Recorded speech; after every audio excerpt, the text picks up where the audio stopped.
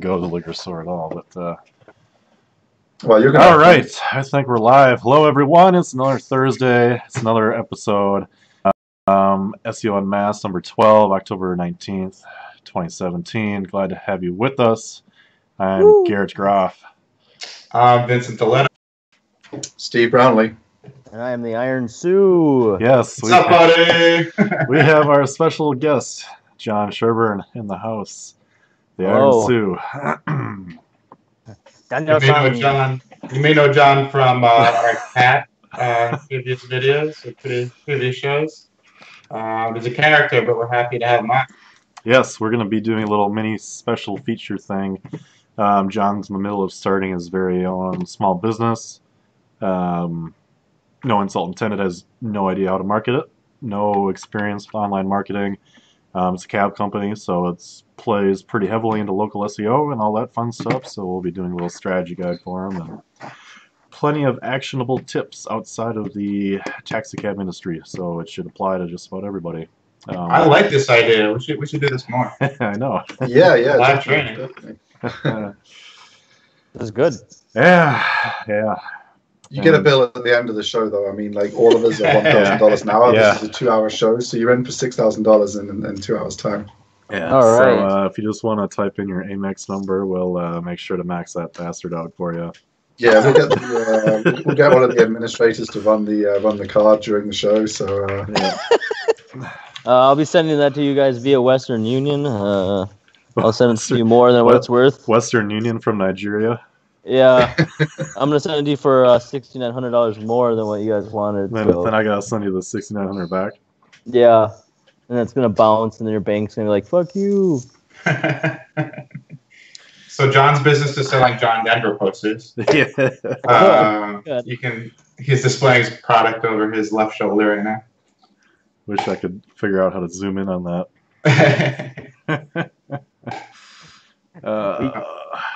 meanwhile, I'm displaying. You don't have to zoom in on it. I'll zoom in for you. I'll zoom in on it right close, just so you can get it right there, just like that. Man, I see a promising future for your business.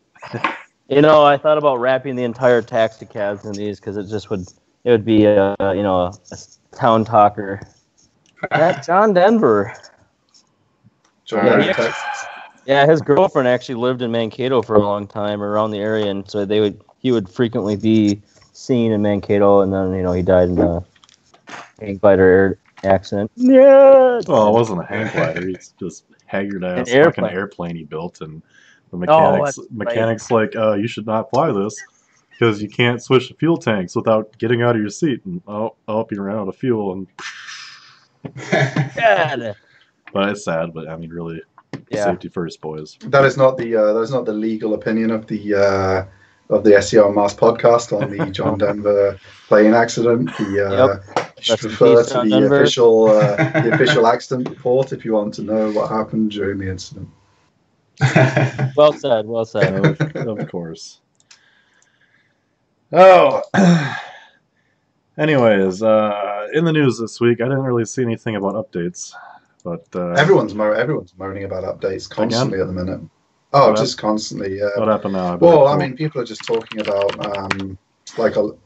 like I saw SERP. We spoke about like they'd seen in some SERPs like 60% volatility in the top 100 and stuff. No one seems entirely clear on what's going on, though, whether it's just an anomaly or it seems to mainly be around mobile, though. Like I don't know if it's part of Google testing their rollout to where the mobile first index is going to be the main index. So they're just going to have one index, basically, not a mobile and desktop. I don't know if it's just around them testing that, and while they're testing it, obviously, shit's a bit crazy, or if it's something else. But there has been a bit of chatter, but that's all. Was it the only reason I didn't hear it because I only go to the round table and see if Barry covered it, but was it another? Yeah, this was another Friday to Sunday update, or what? It was just a load of Twitter chatter. I haven't really seen anything concrete written by anyone reputable. Well, I mean, obviously, SERP is a great source for the volatility, but it wasn't corroborated like everywhere that there was this huge thing. So over the past 5 or 6 weeks, I've been seeing it in my own rankings, but this week I haven't seen any big changes. Hopefully, it's slowing down, but we'll see. Yeah. This first story I can't get to load because there's a pop-up box that won't close on my tablet. So I've got it. Yeah. So where's this? Wired.com. Wired.com. Sort your mobile phone. Yeah. Yeah, I found this one before. Long story short, a bunch of guys figured out how to use mobile ads to basically turn serving ads into tracking somebody's cell phone. So this article basically goes into the privacy risks of self-serve advertising like Facebook or Google, where you can target in on certain characteristics and demographics. Yep. And it exposes those exploits. What these guys did was kind of limited. Like, you had to be using a certain app at a certain time at a certain location to be pinged on the map and start getting tracked. So it was pretty limited to the damage they could have caused.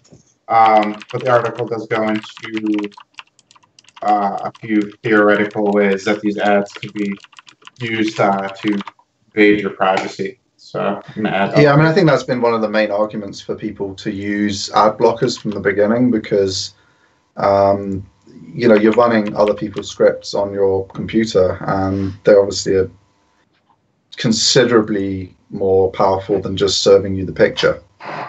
Right. And I think your phone knows so much more about you than your desktop does. It's just an extension of what's been going on and the kind of war for data. And I think until they solve that, people are going to not be happy about ads. They're not going to click them. They're going to run ad blockers. People like Apple are going to say, all right, we're going to put an ad blocker by default in Safari because, this is getting ridiculous.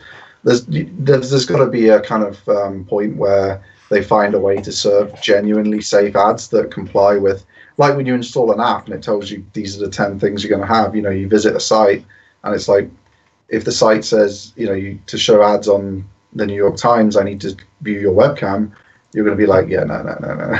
Right. At the minute, I mean, I'm not saying the New York Times looks at people's webcams. Obviously, they're probably more legitimate than wherever these were running. But I mean, it sounds like these are pretty huge platforms that were compromised, Ben, yeah?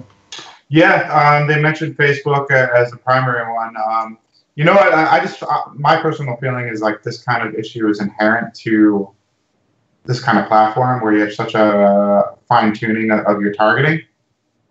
I really don't know what the fix is, obviously, because I'm not that into PPC and running ads like this, but also it seems like it's inherent to the code, like to the platform, where if you close one loophole, somebody else is going to figure something out, So I don't really know what the answer is, but it sounds like an ad blocker is probably the best course of action. Yeah, run ad blockers and don't use social media. Yeah.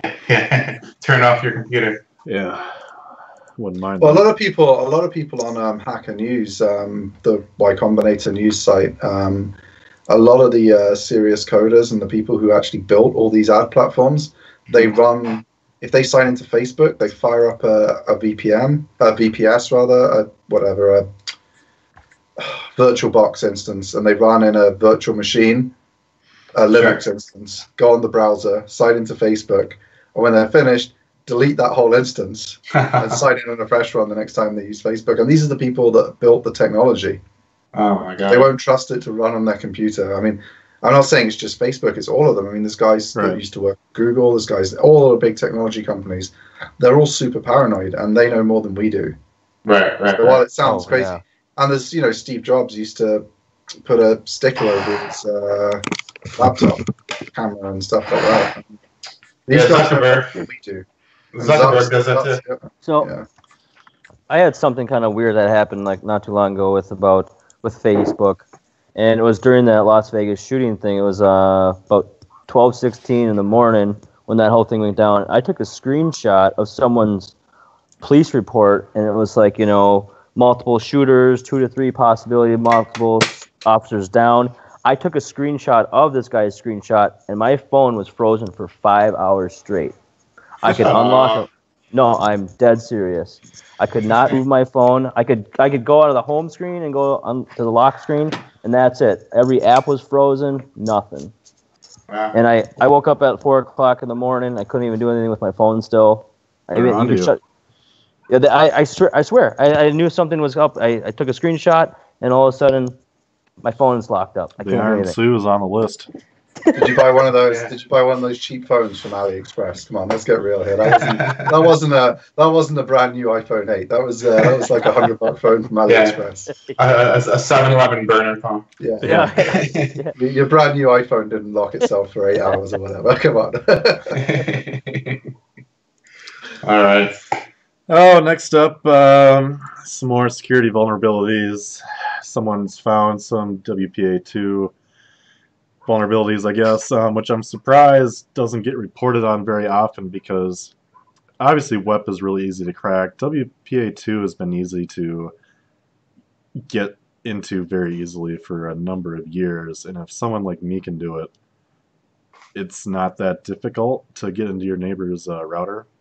And there's tools that you can just install in Linux that do it automatically for you. It might take a couple hours of guessing, but it's like not extremely difficult. So I'm surprised. All right, so I'm signed out of Facebook now, and I'm going to take a hammer to my router. Yeah. What else do I need to do to stay safe now, guys? How many times have you gone on someone's router and their administrator password is admin and the password's password? Yeah. You know, that's just one thing. I mean, these days, it seems to me like the last few times I've gotten internet service, the modem and the router they give you actually have like a username and a password that's not just admin or admin password.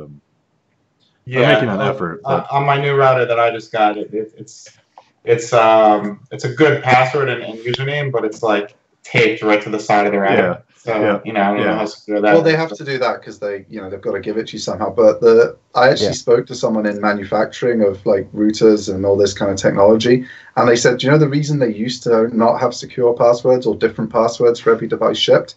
It's because it saves them 5 seconds of manufacturing time. They don't have to power the device on and flash the password to it, then print the sticker.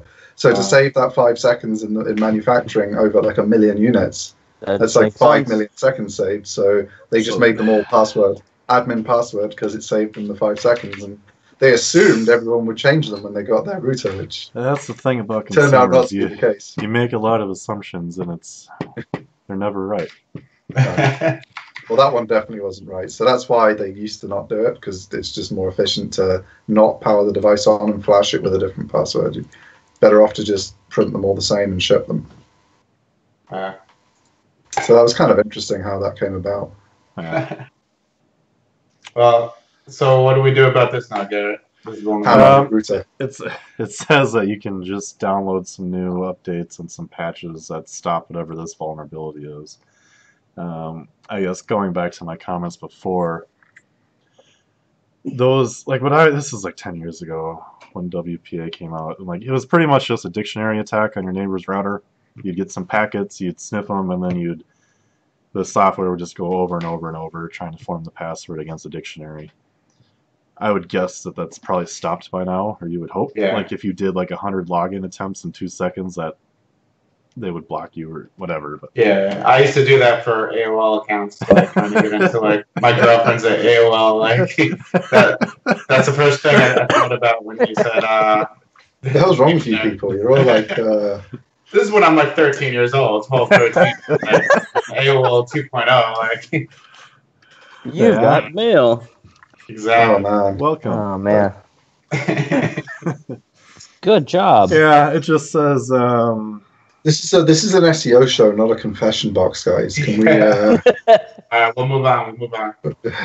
Yeah, just really quick. It says your desktop, mobile, and tablet devices will prompt you when an important security update is available. Many may update automatically, some won't. We recommend that you periodically check. I noticed Ubuntu the day after you posted that link had a update to their wireless packages. I don't know. I didn't read the change log to see if that was what it was. But I assumed. Windows 10 updated and crashed right in the middle of me doing some spreadsheet work that I had not saved for like 2 hours. Yeah, I'm really pleased that I've switched back to Linux Mint KDE. I'm just going to go back to Windows 7 because it just always seems to work. It's like XP. It just works.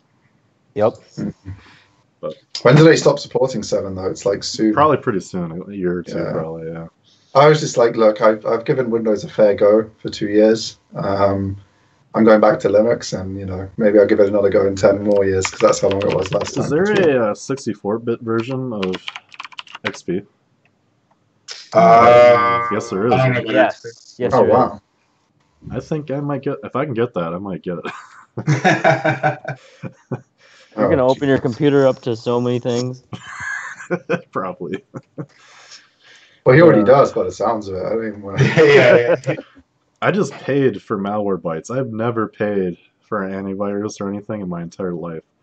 And I do like malware bytes, and I paid the $60 for 3 licenses. But I have Bitdefender. Is that pretty good? Yeah, Bitdefender is really good. It does all kinds of shit. cool. I have Linux. Do you really run only Linux on your computer? Yeah. I do that. I did for 10 years, and then I got a new computer that had Windows 10, and I was like, oh, this seems all right. So I just kind of ran with it. But I kept having more and more problems, and I was just like, all right. It got to a point a couple of weeks ago, I was like, oh, look, I've given it a fair go. This is shit. Yeah. I'm going back to Linux. So I'll give them another go in 10 years, or whatever else is popular, and see what you guys are using. I'm just never going to look at it again for 10 years now. Yeah. All right, what's up next, Gary? Once again, our weekly trend of talking about Equifax. Yeah. At what point do we all just cut ties with this organization here? Well, I mean, that's the just government way should ban too them. logical. Yeah. They shouldn't be allowed to. I mean, they should at least be suspended from providing people's personal data until they can show that they've got over this stuff. I mean, it's insane. Any other small business would be completely liable. Yeah, Well, they'd exactly. be jailed. So the issue with this one is that somebody found a phishing attempt on one of Equifax's web pages. Yep. So Yeah, they left one of their pages up hacked for like ages, and where people were getting. So on the page you're supposed to go to fix if you've already been hacked, and Equifax has already lost your data, you were getting phished on. I mean, it's just a never-ending disaster. I mean, Yeah. I mean, has the company addressed the fact that their executives just got outed for being completely inexperienced in security? Like, well, I imagine they've brought in some kind of good security. I mean, I'm sure they're taking action. I mean, they're not totally insane. It's just if the stories keep coming like this, we might be surprised. Yeah, I mean, if there's another one next week, then I don't even know what to say to them anymore. It's just like, all right, guys, just quit. Just say Experian 1, call credit 1. We're done. I can't remember where I read the article. They replaced the lady who was in charge of security with someone from in-house, from like the financial department or something. And it's like, I don't know. I didn't look it up. Didn't read the article very well, but. Why can't they just hire someone? This is a huge business. They can afford to pay someone $1 million a year that absolutely knows what they're doing. Well, you're the one that showed me the screenshot of the lady's LinkedIn before it got changed, right? And she was like a liberal arts major. Music major. A bachelor's and a master in music studies. Yeah. And then, of course, she changes the day after the hack, like nobody else was going to find it. Right. That tells you how savvy she is at computers, thinking that... Oh, they knew they'd messed up, and they knew that they didn't have the right governance in place, so they looked to change, as much as possible. And it was a typical, kind of, we get a PR agency in and they try and fix things, but the truth is with these kind of things, a PR agency doesn't fix it. It's like in SEO, when we get a reputation management client and it's some local business and they're getting like 7 real negative reviews every 5 minutes about their incompetent office manager, you have to say to them, look, I'm really sorry, Mr. Business Owner or Mrs. Business Owner.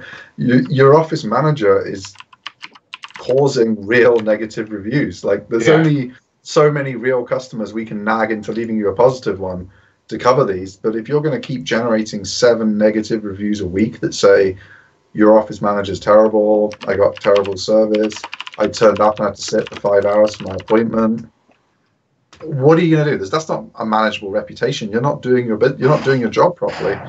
A PR agency can't fix you're not doing your job properly. You have to fix your business first, then you can repair your reputation and get over the hump. It's like if a car manufacturer has a faulty car and it's caused an accident, they recall like 3 million vehicles immediately, no matter what the cost, because they're out of business if they're seen to have an unsafe car. Who the hell wants to drive around in a death trap? Yeah, exactly. Look at Honda. That's how you recover from it, you know. Yeah.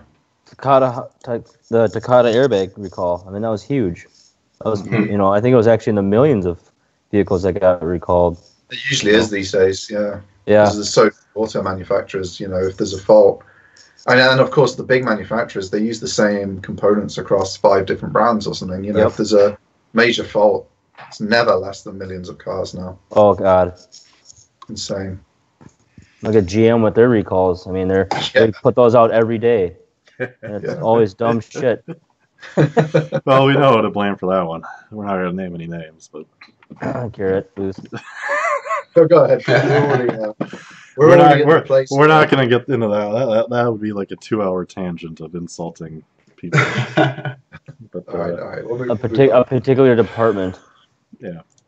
All right. On a more solemn note, we do have some sad news this week. Eric Ward passed away. He was kind of the godfather of link building. Just really revolutionized how a lot of people do stuff before SEO was really even a thing. It's too bad, really, but part of life, I guess. Yeah, Link is just 58. I don't think there's literally anyone in the industry who, even people that have only been in the industry for 6 months, 3 months, I think everyone in the whole search marketing industry knows who he was. And so, to see on Twitter that Link Moses had passed was a bit of a shock, obviously because of his age and everything. So, our thoughts are with his family and friends and his community and his church where they're having the memorial. If you want to support their family, his book, what is it? Ultimate Guide to Link Building. Did you read that one? Everyone's read that one. Really good book, and you know what? It stands the test of time. Where conceptually speaking, where if you understand the concepts, it still applies to today. So sucks to hear, but he definitely contributed a lot to what we do. Ida, great guy. Wish I could have met him in person. Yeah. Anyways, moving on today. Next on the list is Moz has a report out saying organic clicks are shifting into the paid sphere of the world.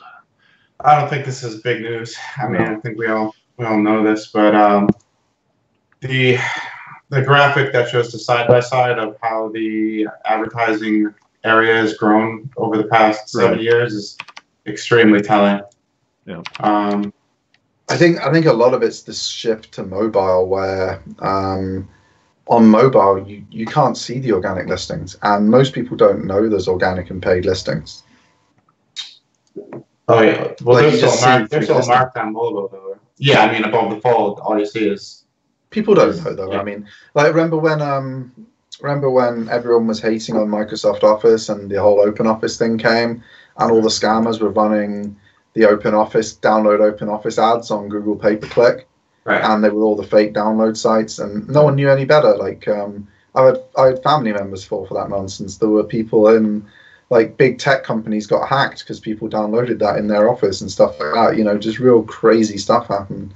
Yeah. Because people just didn't realize that it's all very well saying there's a little yellow ad mark next to them. People just don't realize, and they just search, results come up, they click number 2.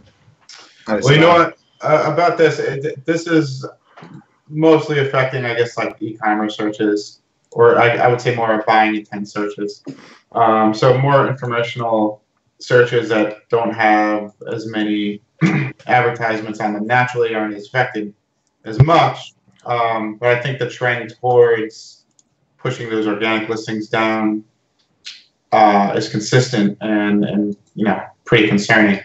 I don't see how they make the jump into the informational searches, but I'm sure Google. Well, I mean, they're doing the same thing you are with if you run an authority site with the informational pages, you're getting early funnel. Yeah, you're getting early funnel people, and you're going to track them. You're going to retarget them on Facebook. So I think there's definitely a case that advertisers can make money in the long term from Right. advertising on informational queries. And obviously it's in Google's interest to make that more possible. So there's going to be, I'll be amazed if there isn't paid knowledge graph at some point and all kinds of things. I mean, there's already, I think we a couple of shows ago, didn't we show a paid, an ad on the knowledge graph halfway down it? I'm sure a couple of shows ago. We did. Yeah, it's already coming in where people are going to have ads on knowledge queries. And if the knowledge graph shows first, and the main thing you can click is an ad in the knowledge graph, it doesn't matter that you're dominating the organic results for a knowledge query. You're going to be pushed out in knowledge as well.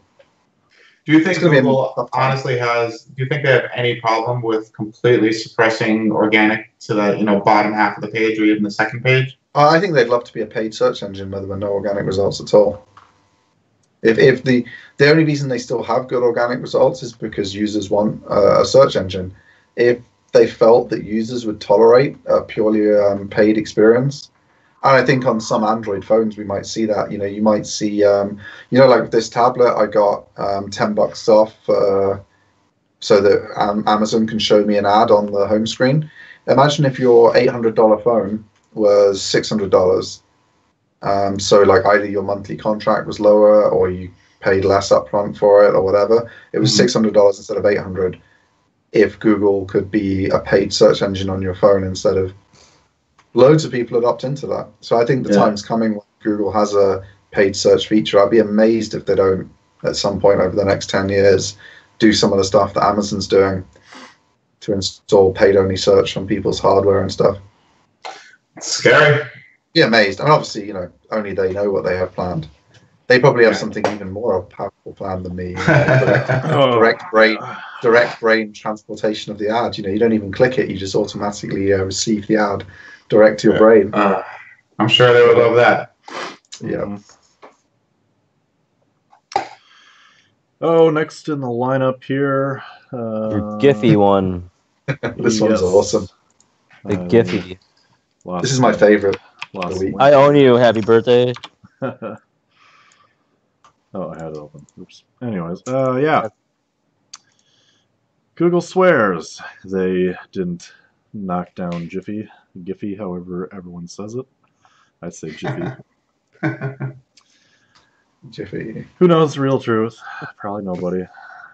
Well, I think it's just quite funny because this has happened a few times, like where people have claimed positions of dominance and have found themselves to just be affected by algorithmic updates at a suspicious time. And we're not conspiracy theorists on the show. We're 100% behind Google's official PR position. This was just an unfortunate turn of events where an algorithm update coincided with them being nuked. But I'd say it's a pro tip for anyone who does get big. Don't go on TV and say, "Oh yeah, we're totally owning this." Do never draw attention to yourself in Google's eyes. Period. Mm-hmm. I think that's a good rule of thumb. Yeah, they bit themselves in the ass that one. A little off topic. I'm not doing a plug for American Express, but right now you can get their Delta Gold card, and if you spend like $2,000 on it in 3 months, you get 60,000 miles, which is at face value $600 off a flight. What the hell are you looking at while we're doing these? It's an ad on the web page here, but I mean, Steve knows. Fucking, I look at this shit like all the time to figure out how I can get an extra 1/10 of a cent out of my. We're both going for status next year. Card? He's going for a diamond medallion. I'm going for BA's gold. So next year we're going to be pretty focused on the optimal flights and the optimal business class travel. So you guys are so into it, man. I can't even be bothered with that stuff. But you travel way more than I do, so yeah. Anyways, I don't know. It's a good deal, but yeah. We're not sponsored by American Express though. That's just a good deal. Although I mean, they own the air mile space. Like if you want to collect big chunks of air miles, it's almost always an American Express partner card that has the deals. So it's like, do you think I should get an American Express card? Oh, you totally should get an American Express card. Like that one. I mean, there is a $95 annual fee, but the first year is free. But the next year, you'll have to pay $95 a year. Whatever. So you need to make sure you use it to get your miles back out of it to make it worth it. Yeah. But, I mean, 60,000 miles is $600. If you just do that, the first year you've paid for the card for 7 years, right? Because the first year is free, and then you get 6 years to pay the $95. Yeah, and then if you're clever about when you book, you're halfway to Barbados in first class before you know. It's true though. I mean, you can get some amazing deals. I mean, I got return business class to Philadelphia in March just because I was the first person to book on the plane. So I got the first seat at the front of the plane. I'm in seat 1A, and I was £1,400. What's that, like $1,800 for a return business class lie flat bed? You know, so I mean, so if you got the if you got your $600 worth of points and you're going somewhere that's more domestic, so like you're going Hawaii or something like that, you've got half your flight paid for in first class. Sure. So I mean, those points, if you use them wisely, you can get some pretty like sweet trips. Pretty sweet trips. Probably gonna be spending about $2,500 on a trip to Hawaii here in March. So yeah, it might be a good idea to do that. Definitely get your Amex card then before you do it. Yeah, seriously. I mean, it can make some purchases for the taxi cab company with that. Well, and then they have a business version too. Same promotion. Get the personal one. There's 60,000 miles. Get the business. You can get the exact same card on a business card. There's $1,200 off a flight. Yeah, and that's a big savings there. All right, that's business class to Honolulu. Fucking right. Anyways, didn't mean to. They don't join us now. He's going to get an Amex now. He's like, I'm not interested in any of this. He's gone quiet now because he's there. He's applying for the Amex. Shit, I'm fucking denied.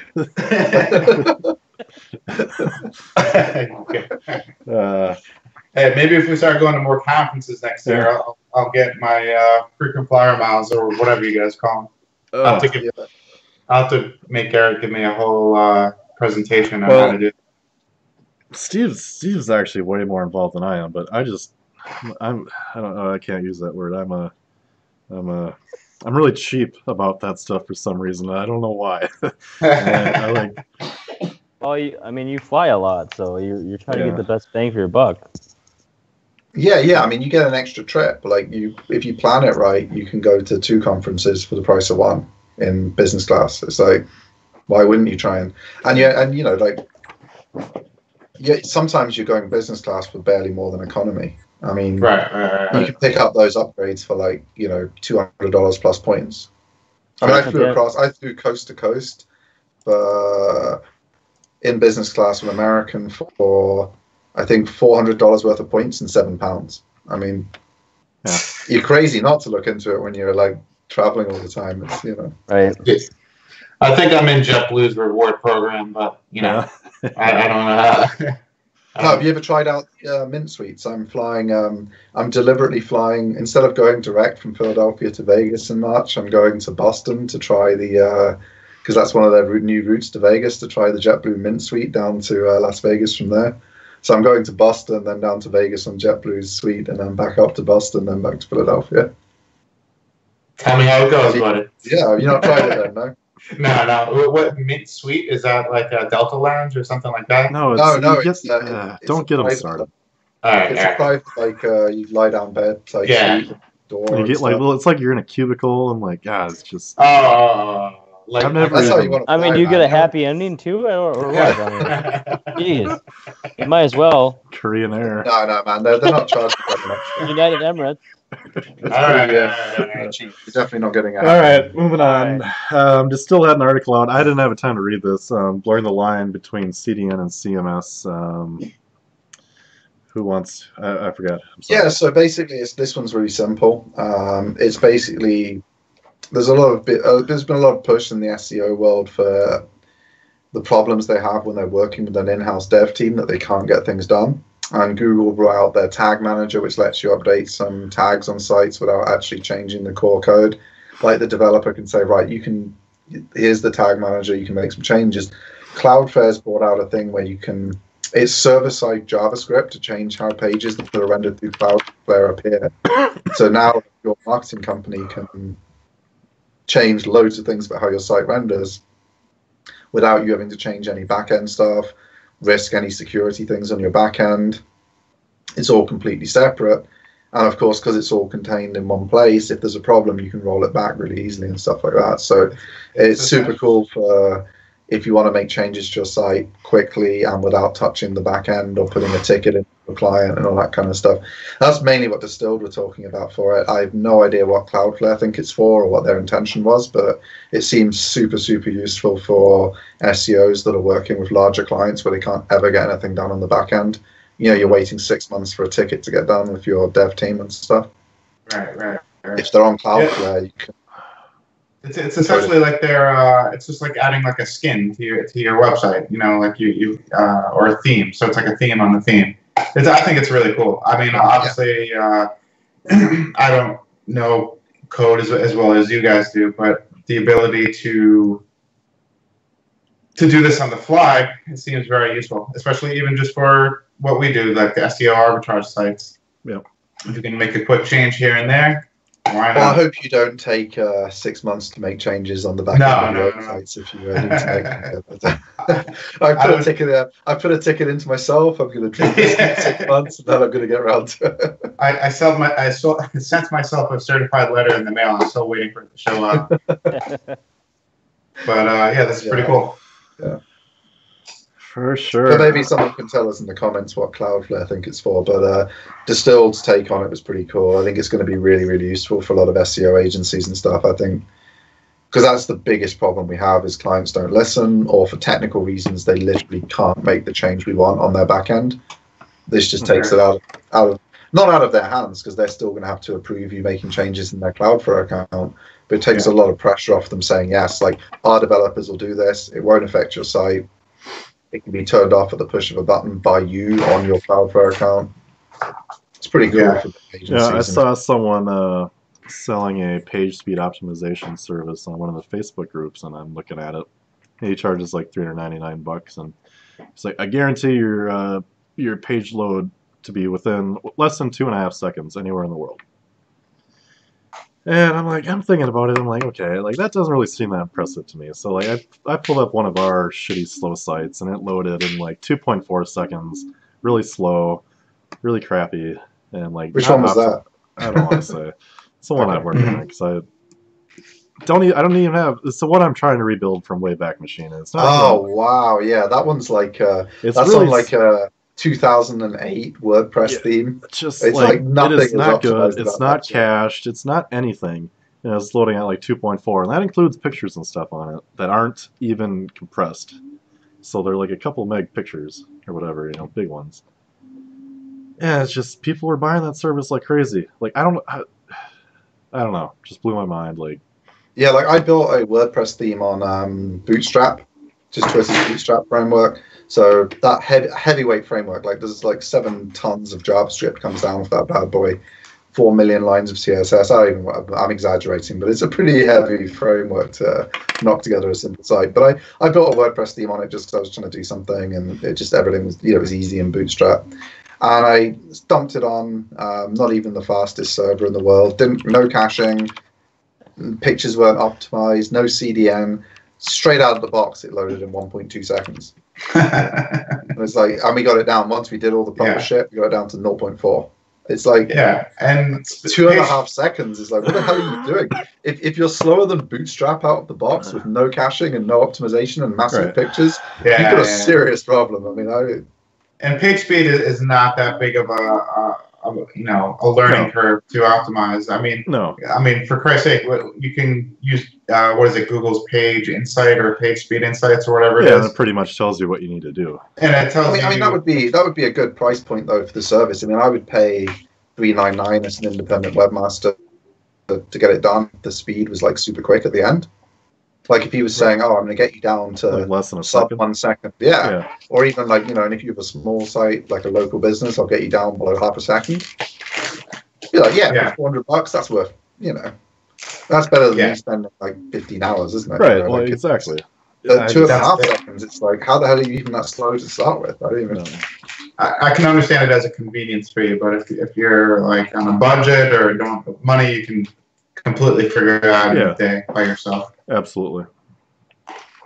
Yep. Anyway, I think that wraps. Did I get everything for the news this week? Yeah, we did. Yeah, that was everything. All right. Bring us on to the main topic with Aaron Sue here. Hello. John Sherburne here he's located in Mankato, Minnesota, starting up a taxi cab company. Yep. Currently, it's pretty much one big main competitor. And there's Blue Earth Taxi, but they're pretty small, aren't they? And yeah. There's a couple down there. Cato Cab is our biggest competitor. We also have Yellow Cab and Blue Earth Taxi, and then also KISS. We just actually ended up getting some information from Yellow Cab, which is a chain or franchise of taxi cab services around the United States, and Yellow Cab wants to sell their business. So we're actually meeting with them in about 40 minutes. I'm not going to be there, of course, but our other business partners are going to go meet with them and see what they want. So that would actually just jump us in if we can buy it. They want to sell you a franchise or what? They want to sell us the Yellow Cab. This guy that owns it, he's a professor at State.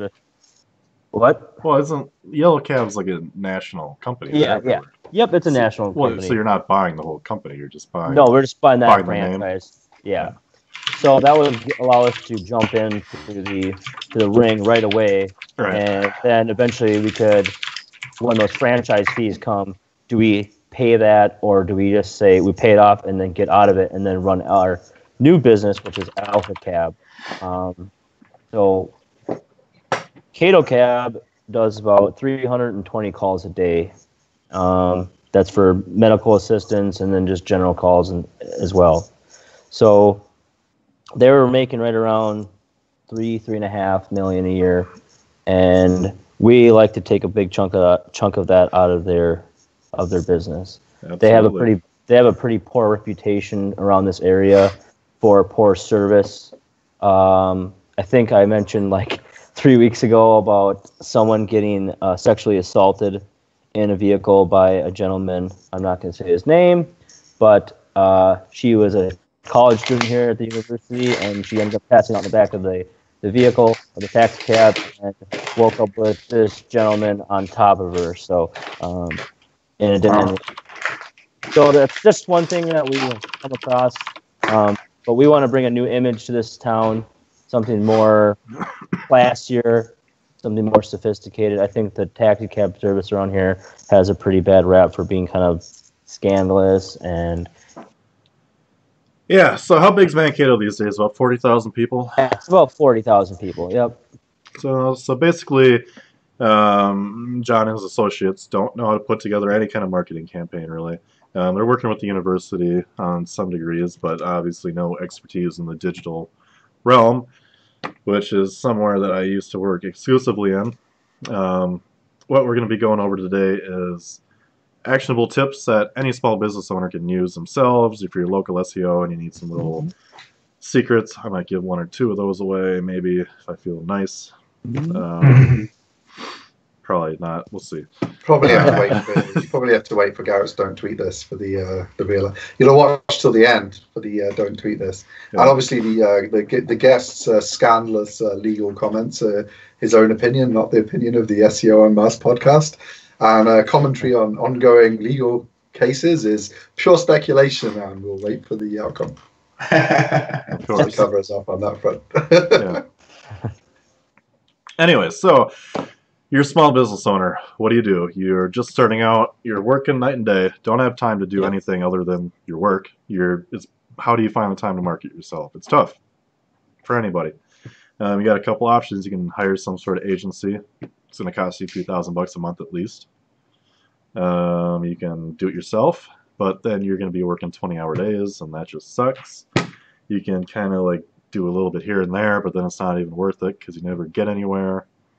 Yep. Or you can call your nephew that's 17 years old and says he's a computer expert. He's going to do it for you. Absolutely not. We'll refer to him as Rick for the remainder of the year. Rick. You can call Rick. Rick will come in and do some Instagrams for you.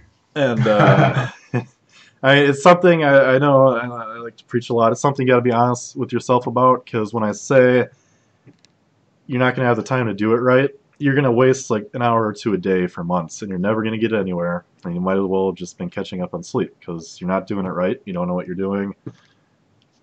Waste of time. So I would scratch that idea out. So you're down to Rick, Sure. you're down to doing it yourself properly, or you're down to paying somebody. And probably don't have a budget, you're down to Rick, or are you going to do it right?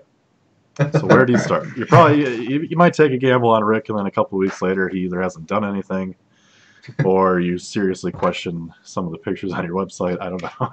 But Well, you're pretty big on Snapchat by that point. Oh God, that gets you really far, you know. yeah. So you decide, okay, I'm going to do this myself. You start Googling, you read some guides. Where do you start? Where do you start? Where do you start? Probably need a website. These days and age, I'd recommend WordPress. It's simple. It does a job for just about anybody, really, especially a small local business. It's free. It's pretty easy to set up. Even if you don't have a lot of tech experience, you can buy an off-the-shelf hosting platform that all you do is log in, you can start typing, drag and drop some shit around. You got a website. It's kind of like Wix, but way more powerful and probably cheaper. And you own it too. You own Yes. the website. Yep. Yeah, I mean, I definitely wouldn't recommend any small business use a hosted platform right now. I think that recommendation could change in 5 years' time when some of them have clearly stood the test of time, aren't going anywhere, have the customization that you need and all that kind of stuff. But right now, who the hell knows which ones are even going to exist? Stick around, I mean, yeah. you don't want to be in the GeoCities game where you build a taxi business on it and then GeoCities goes out of business, the VC money dries up. You know, some of these businesses are burning millions a month. Like, they're either going to become profitable somehow or they're going to go. Sure. Like, WordPress is free and you just got to pay like $5 a month to host it on a decent. That's nothing. Yeah, you just It's go a to no-brainer just to WordPress.com. You buy your domain name, they'll hook it all up for you. So you're not, Dan's Tire Shop at WordPress.com. You're danstireshop.com. Simple, straightforward, cheap, efficient. Buy yourself a $50 theme if you don't know web design.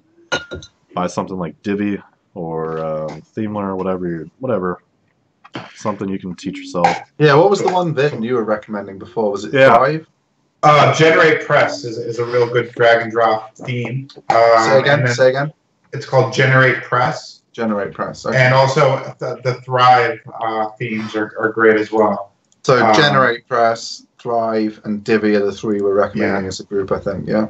But you know what? For a small business, for somebody that has never done it before, I might recommend a one-pager theme where all the information you could possibly need is just on a. You just scroll down the page and it's just in a it's a cascading format. Yeah, and if you have like 5 keywords, you're not really losing out on that because, like, if you want to rank for taxi Mankato and private car Mankato, that one page can easily be enough to rank for that in a town of 40,000. Sure. And we did pick our name, Alpha, because if you type it in there, it's gonna be the first thing that shows up. Electronically, hopefully, it's gonna pop up at first in the on Google or any search engine, but also in the phone book, it's gonna be Alpha. Well, just the phone book, but yeah. But hey, that's actually good thinking. I know Steve and I like to write on the phone book. Mankato has a relatively elderly population that, for some reason, still relies on cab rides to get to the doctors and grocery store. I did find out something too from our 3 other guys that we're working with. One of them is an owner and 2 other managers. They used to work for Cato Cab.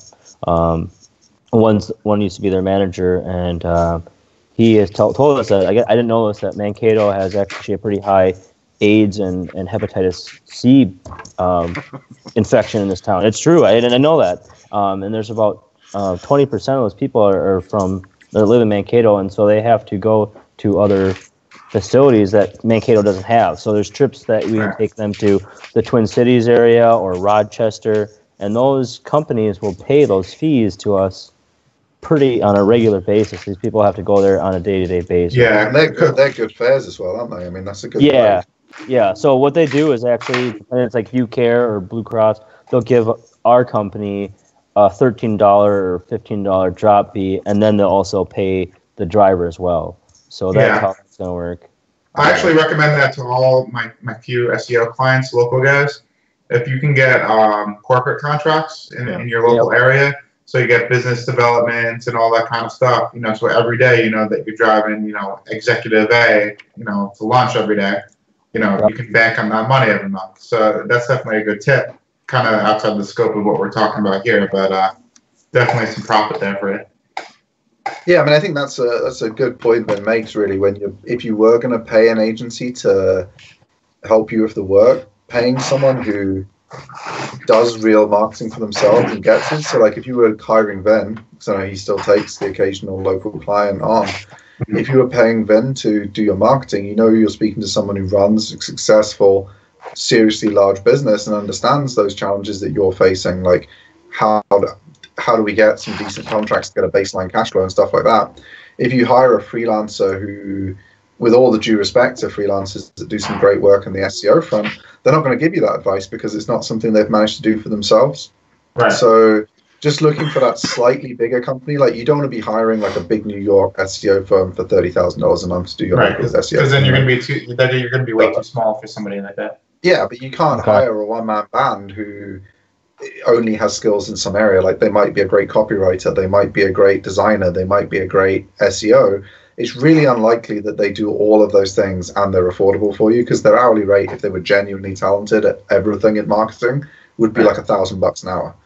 So hiring just that slightly bigger firm where they've got a broader experience and they've gone through the things you're going to go through yourself already, and they're where you want to be, albeit in a different industry like Vin's firm is, you're going to get a lot more sensible advice from them than if you hire just a one-man band type freelancer, because they haven't got to where you want to go yet. So can they really give you that extra business advice as well? So while it was off topic, I think that some pretty good advice for people when they're picking firms. Yeah, sure. It's a good point, buddy. So hire Ben locally. Yeah, no, I swear to you, I'm not taking client to client. I promise, it's not happening. Okay. I'm taking clients, but I'm pretty expensive these days, and it's not. Yeah. All right, so Garrett makes people too much money, so he really wants like 2 million plus turnover now, so he can take you to 5, 0 to 50. Hey, is that your washer and dryer?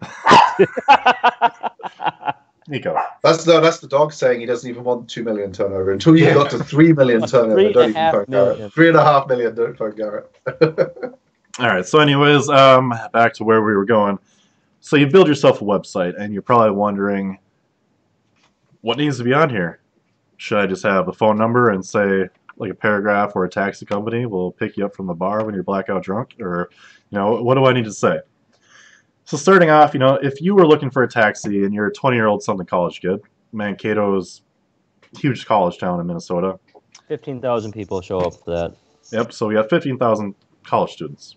When they're looking for a cab, how do you think they're looking for it? Do they type in something like taxi? Do they just type in taxi and they rely on the geolocator, the proximity search, to match them up with you? Are they typing in taxi cab Mankato? It's so funny. Look over your right shoulder.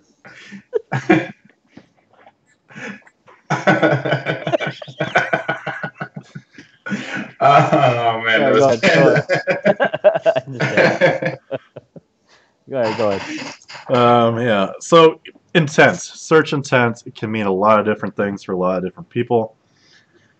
And that's how you're going to be crafting the content around your site to match this intent, right? I think Garrett, you got to explain search intent. So the example I use a lot is pool tables. If we fast forward like 10 years, or rewind 10 years ago, and you just went to Google and typed in pool table, that could mean a lot of different things. It could mean, does this person want to buy a pool table? Do they want to repair a pool table? Do they want to know what a pool table looks like? What is a pool table? It can mean a lot of different things. So then maybe someone types in, what is a pool table? Very much more specific versus just pool table. And then you look at the term, what is pool table? How many meanings can that have in itself? What is the user trying to get out of that one? Right. And that translates down the road into, on your website, like if someone's searching for a taxi cab,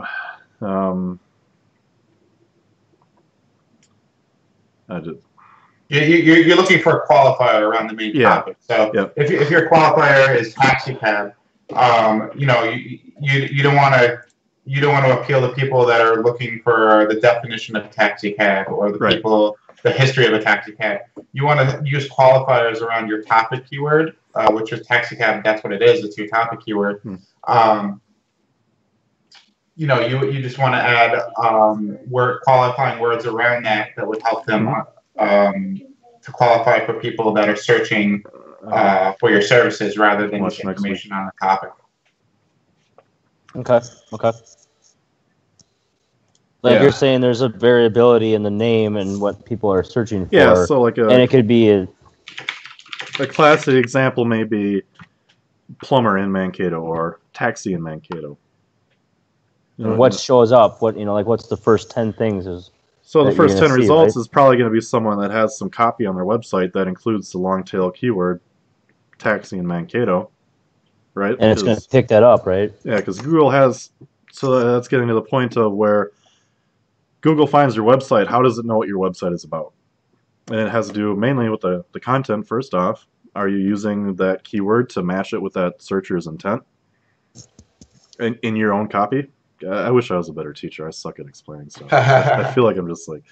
It's okay, Bruce. Oh, jeez. That's an insult. No, so you have to ask yourself, what is my prospective client searching for when they want to use my service? So they're probably searching for taxi cab and your location. So that could be your city name, your zip code, you know, a city nickname or something like that. And they can also use like taxi cab phone number. So those are all qualifiers around your main topic that will help that exhibit purchase intent or buying intent. People that are ready to make the purchase right now. Sure. You want to create a vocabulary of qualifying words that you can add to the word taxi cab or taxi service, and then you can work that into the content on your site to help you become more visible to those people. Is that kind of like example for, say, like on people that go on Craigslist and they put at the bottom of their ad, they have like keywords and then they put like 5,000 repetitions. Yeah, because if you're selling an F-350, you want people that are looking for a Chevy 3500 to show up at your listing, right? So then at the bottom you type in Chevy 3500, and then even though that guy wasn't looking for an F-350, you're still going to get a hit. That's a really primitive example. It's like when people do pay-per-click ads on other people's brands. Like if you're a Chevy dealer, you want to show up to your competing, Ford truck brands like Garrett's saying, the F-150 or whatever. But you want people to, you can put like 20% more torque than the whatever, whatever. Do you see the ads like that? I don't know all the. Garrett will tell you what the real numbers is. Bruce has got more torque. Yeah, Chevy truck or the Ford. Chevy's down this year. They're about 200 pounds less. Okay. Just the diesel market's really weird right now because these pickups are making damn near 1,000 pounds of torque, and they can't use that much power. Like a semi truck doesn't even have that much torque. Okay, but they don't sell pickups if they don't make more power every year. Blah blah blah. And diesels right now are relatively unreliable for a lot of reasons, so Chevy did a partnership with Gale Banks to build a more reliable diesel with actual usable power. And even though it's like 200 pounds of torque less, probably going to be way more reliable, blah, blah, blah.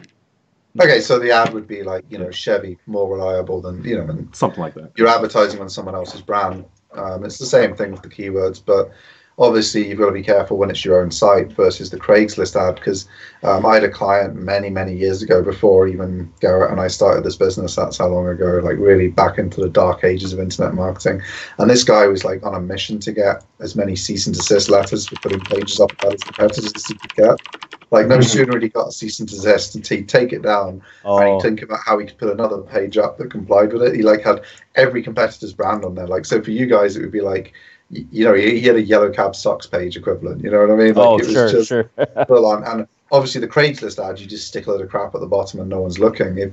If you're a legitimate competitor to someone and you have an actual page up that infringes on their trademarks and brand, eventually they're going to get annoyed with you and you're going to have to deal with some kind of legal situation. So it is the same game, but it has to be played a little bit smarter if it's your own website, because you will attract attention for doing that kind of thing. Do you guys or anybody watching? I should have grabbed, because I don't think we've ever written anything on search intent. Have you been? No. Do you guys have any resources that would be good to look at for viewers that are learning? Yeah, I just like that classic funnel graph, of the awareness content, yeah. I mean, let me look for that. I'm just not good at explaining it. Yeah, I think it might have. The Moz, I think, definitely had a good one. I know we sometimes rag on Moz, but for a beginner, their educational content is really, really solid. So their tool might have fallen behind Ahrefs, but there's some real gold articles on there. And well, Garrett, are you just talking about the intent funnel in general? Yeah. And, okay, so and maybe divulge that into another article, or if you have another resource on. You know what? Maybe we'll add a bunch of resources for John and everybody after the fact, because I can put together. This is going to take a few. Maybe that's what we'll do next week, since we intent funnels. Yeah, that's cool. Yeah, main topic. So yeah, search intent and buyer behavior would be a really cool main topic. Yeah, cool. Okay. So John, it's really not that complicated. You just want to come up with a vocabulary list or a vocabulary dictionary of terms people would search for to find your service when they're ready to use your service. So not something that they might search for to use you 2 weeks from now. You want to figure out the searches, when they're ready to pick up the phone and call for a taxi. What are they searching for on Google? And how can you implement that into your website to get in front of those people? Sure. Yeah, like if you were trying to think about, like, say, corporate bookings, and you wanted to get companies, they don't so for, like Ben was saying, people are going to use you immediately. If you're looking for corporate people to find you, you're further up on because they make their buying decisions on a much longer lag, so they research first, and then so you need to give them it's not a book now page necessarily a corporate buyer is going to land on first. It's going to be more about what's your service like, how are the drivers dressed, how flexible are you when they change their bookings, can they pay on 30-day terms, all that kind of information. There's a totally different intent when a corporate buyer searches for corporate taxi company, corporate transport, that kind of stuff, versus I need a taxi from the buyer. I think right now. To clarify, that wouldn't be on your main one page or your main home page. That would be you would target those corporate buying intent keywords on a specific corporate page that you created on your website. Absolutely. Okay. Right. So you're not going to mix like the keywords for everyday Joe who's looking for a cab. That'll be probably your home page or your main service page. But you might also have a corporate page on your website that you're going to use the corporate specific intent keywords to appeal to them. Okay. That's good to know. Right on. So, moving along here a little bit. You finally, you know why people are trying to come to your site, and you do the best you can with that. Or local, I wrote a guide about 4 years ago now. It's been a while when Google My Business first started coming out. It's still relatively the same things. Do you have a still Google ranks number 4 on Google? Yeah. Do you have a Google My Business set up, which I'll cover in a minute? Do you have citations done? Do you have some links? And do you have some things that I call, what did I used to call them? Social. Your social hub. Yeah. Your social network. Yep. I had some stupid term I coined, but I can't remember. It's like social. I think Diggity calls it social fortress or something like that. So basically, you want to surround your site with a bunch of social networks that your target demographic is going to be using. So we got the core 3 or 4, which is Facebook, Twitter, Google Plus, and whatever else is popular right now. And because not everybody may be using Google to search for you, they might be using the Facebook search graph or whatever they call it, or any other people now. Right. So you want to have a social page on each of these platforms that are also targeting that same buying intent, because you're going to just be expanding your I guess, online inventory, you know, for lack of a better word. So you expand your reach online into the social side of things beyond just the search engine side of things, so you can nab as many opportunities as possible. Well, I remember one Garrett did for one of our clients back in the old days, like in our first year. They Yelp ranked number 2 on Google for the keyword that they wanted to go for. Yelp, yeah. Yelp is a lot more. If you take Yelp to the limit and write your description of your business, pick the keywords really smartly you register for. Garrett did all of that stuff really well, and they were straight away on the first page on Yelp. They were sort of 4th or something. So right away, 2 weeks into the campaign, they were getting like 6-7 phone calls a day from Yelp with like the effort of doing one listing. So you gotta remember, there's real people use those platforms. You know, like every every Surface owner has Bing set by default. A lot of Linux distributions use Bing by default. You know, so like we joked about it on the last show where they were claiming like 25% search audience or whatever. They've got like 10%, and all those people end up on Yelp because that's where they get the listings data from too. So there's people who just use Yelp. Like if they go for a local search, they jump on Yelp, and there's all the people that get Yelp data through Bing and stuff like that. So overall, you're probably looking at 15%. So if you can get to number 4 on Yelp just by doing a really good listing, it's 100% worth investing the time. And then Facebook, like Ben was talking about, that's the up and comer in the local space. That's going to be super important over the next 5 years, that your Facebook is quite powerful. So again, it's going to be the same story. 20 to 30% of the market is going to be available to you before you even get results on Google. So not doing all that stuff well, it's not just about getting results in Google by having the citations right. There's an immediate hit available there, which Garrett showed, and you see it across like in some really competitive industries. You see like in drug treatment, the centers that have their YouTube videos on page 1, so they can get for the drug treatment plus small town. They can get a YouTube video done straight away. So like say for corporate, you might decide, right, I'm not going to be able to do like a whole corporate page, a whole corporate sales funnel off the bat, but I can do a quick 20-minute YouTube video, corporate taxis, Mankato, and that might appear on page 1. It might not, but you can try a different platform. You can maybe try it on Facebook. You can try it on some other parasite platforms where it's a benefit to you. And if you can land one of those quickly on a local search, you can get an immediate hit while you're working on all the longer term stuff. Yeah. Yes. So we're getting the citations a little bit here. Let's just back up a little bit and clarify everything we talked about. First off, we need the website. Yep. To build the website, we're going to use WordPress. Probably a simple theme, but something that's more attractive than all of your competitors. That's definitely a biggie.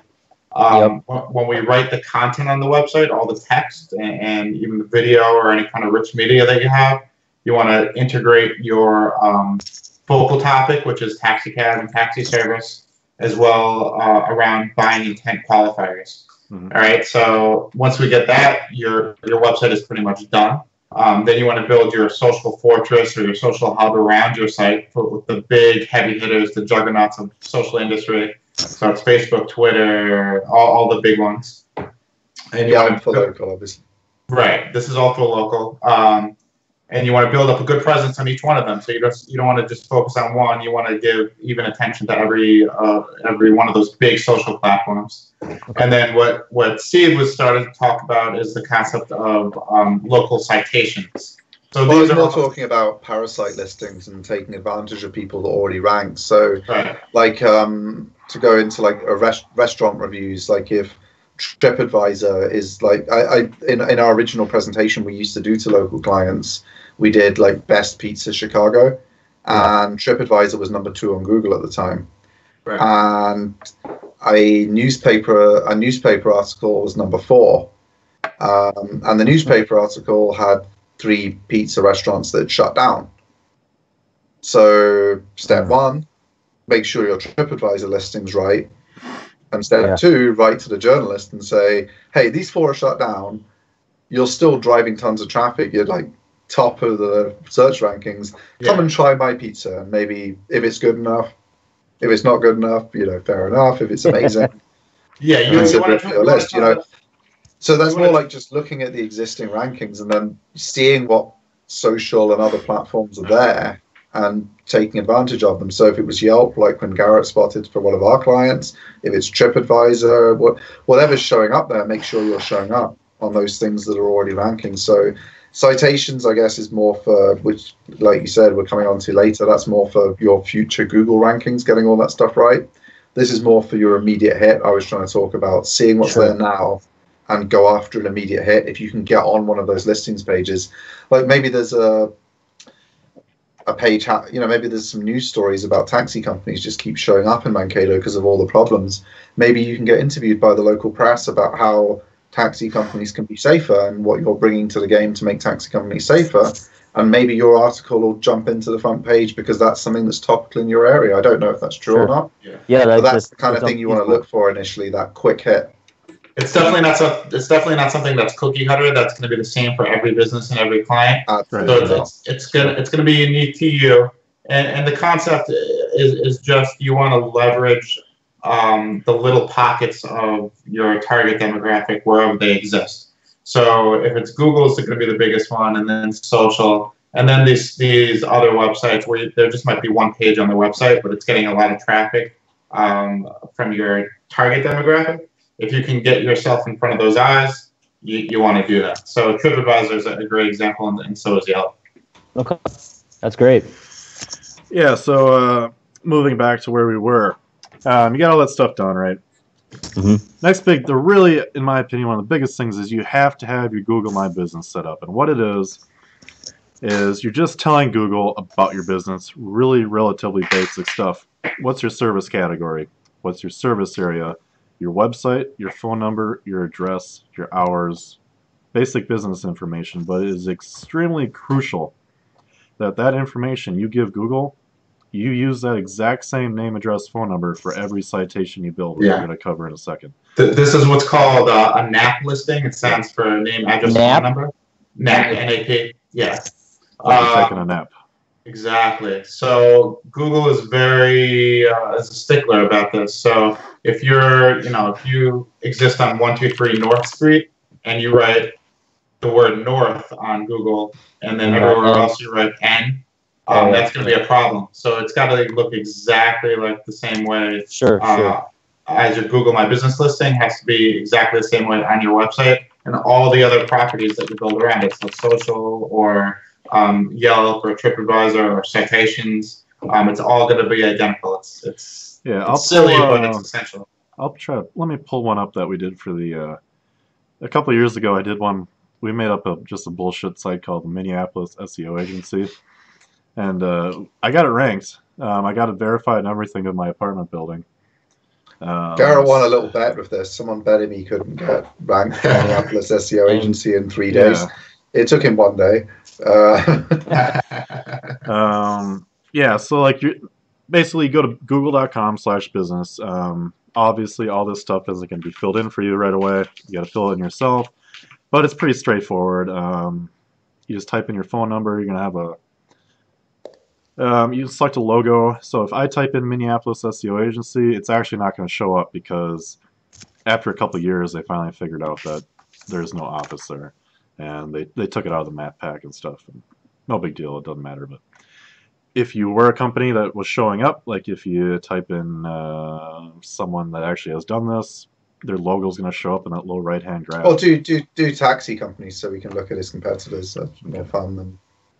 Hey, also John, this is key. When you sign up for Google My Business, they're going to ask you to verify your listing. So I actually did this. And they were supposed to send me something in the mail. Yeah. And it was going to be like an authorization code. I still have not seen that authorization. Sometimes you need to request it because there's been times where a month has gone by, a client hasn't got it. You can just ask them to send you a new do it card. again. Okay. They will throttle your rankings if you're not verified. So you're not going to get any results until you verify that. Because I just typed my stuff in there and I thought it was good, but I typed it in and it's not showing up on the map because it lists Mankato Limousine as this particular spot, which it's not. Definitely got to verify. Yep, needs to be verified. You might even have to verify your website too. Do you have to put a code on your website for Google Maps? You never used to have to. Okay. So yeah, they can request enhanced verification if they're not sure. Yeah. But usually the postcard's enough. Yep. So here, AlphaCab kind of has this set up a little bit. If you're looking on the live stream, they probably don't have it set up right because they should really probably have like their logo or something. They have a 1-star review, by the way. Not very good. But this information that you're filling out within Google My Business, when you start showing up for search queries, this is where this data is going here. You got AlphaCab Taxi Service, so that's going to be your business name, your address, the letter A in your NAP, and your phone. That all need to be the same on all these citation sites we're going to get to. You'll type in your hours. The more complete, in my experience, that your Google My Business is, it helps with rankings. Like if you just fill out the bare minimum and you're competing with someone else and they fill out everything, barring obviously links and all that other kind of crap, whoever has the most stuff filled out will likely and just to kind of cycle to one of the not obvious things about completeness, having videos and stuff as well as just pictures is something that's important. Yeah, and that goes for any platform that you own for your business. Any business page you have on any site, fill it out as much as possible because they're giving you the opportunity to express what you do. You take advantage of that because it does help in the scheme of things. But it's not just about the organic rankings, it's conversion too. Like if you did a really nice, just quick 30-second video explaining what you're doing differently and why you started the company, the problems the town's had in the past, people will watch it and some of those people are more likely to buy. It's not just about the search results, it's about making that page convert more. Like we did a study of law firms and like I think it was 60% of Manhattan law firms didn't have any pictures on their Yelp at the time. I mean, this is going back like 5 years, but people are finding that listing and seeing nothing. Pictures of partners and So like, just think of it this way: like a lot of these platforms might not get a lot of traffic to them.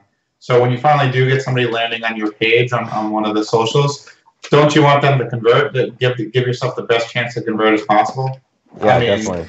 It might be annoying to complete the same information over and over and over on all these pages, but in the long run, if you're getting one call from each of them a week, it's there's your money right there. So yeah, it's a one and done thing. You spend a couple of hours and then you're done. Like you're going to run this business for years. Is it not worth 2 hours to get an extra 5 calls a month, even if that's what it was? Absolutely. Absolutely. Yeah. Absolutely. Cool. Yeah, so once you got Google My Business set up, that's kind of like your hub of your local presence, and you got your social fortress around it, and branching off your business is going to be citations. They kind of come down from, there's a few major data aggregators like Axiom, and it's been a while since I thought about this. Who's the other big two? New something, New Star, New. Yes. Yep. Well, I think we got to first define the concept of citations here, right? Or we're going to do aggregation. Go ahead, so, well volunteer. Yeah, go ahead. Citations are any website that are going to have your NAP listing on them. So your name, address, phone number. Usually there's some kind of review function on them also. And the more websites that have your NAP listing on them, the better it is for the rankings of your website on Google. So go ahead, Garrett, I guess with the aggregators, those are the big ones as far as citations go. So at the very top, you have these companies called data aggregators, and they have information about just kind of every type of business, but if you're a new business, you're obviously not going to be in the system.